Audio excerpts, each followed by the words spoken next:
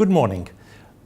Over the next few minutes, I'd like to present Leading Innovation, which is all about how to integrate creativity in organizations. Now, why is innovation an important challenge for us these days? Well, first of all, more and more CEOs are taking a personal interest in leading innovation. More and more CEOs are expecting innovation from all their people. And CEOs are saying that creativity is the single most important leadership attribute. Although organizations will differ tremendously from one another, the things that drive innovation in organizations are in fact quite similar. And developing a capacity for innovation is a multidimensional affair, and it requires resolute leadership. Here's how you can do it. Draw a triangle, a square, and a pentagon. The triangle represents the sources of creativity, the elements required for any purposeful creative act. And these are talent, energy, and method. The square represents the structure, that is the organized context in which innovation happens, and the four cornerstones of structure are the individual, the team, target, and system. And the pentagon represents culture, the behaviors, the values, the norms that favor innovation in an organization. And the five cornerstones of culture are ideas, freedom, engagement, humor, and risk. So innovation happens when the sources of creativity are mobilized in an organized structure and within an appropriate culture. In practice, to lead innovation, I would recommend a 4-step or a 4D, as I call it, roadmap. And the 4Ds are diagnosis, decisions, declarations, and deeds. Diagnosis means you have to answer the question, why do you want to innovate?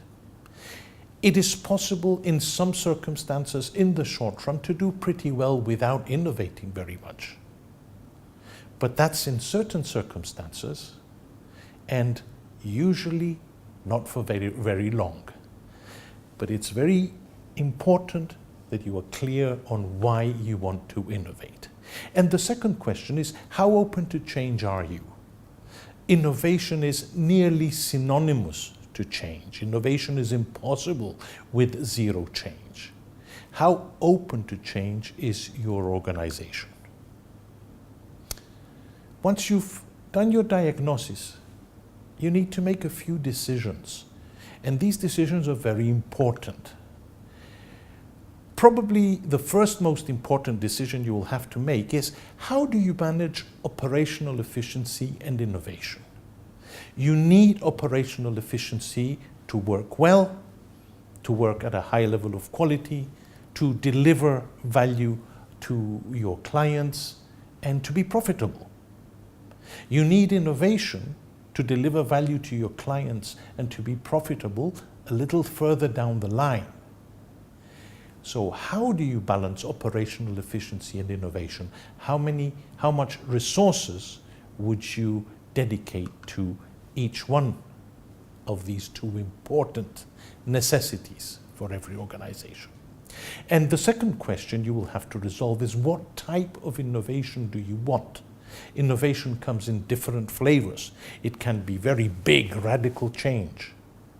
It can be inventing a new business, or it can be doing things in an existing business but in a very different way. Or it can simply be continuous improvement, lots of little changes all the time. So you have to make your choice. What is your innovation all about?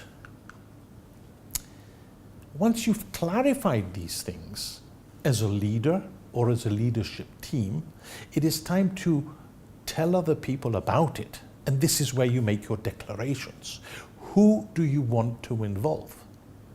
My personal bias is let's involve as many people as you can. But you don't necessarily want to involve everybody in everything. What system will best deliver your innovation strategy? There are many systems, and there is no one system that is perfect for every company.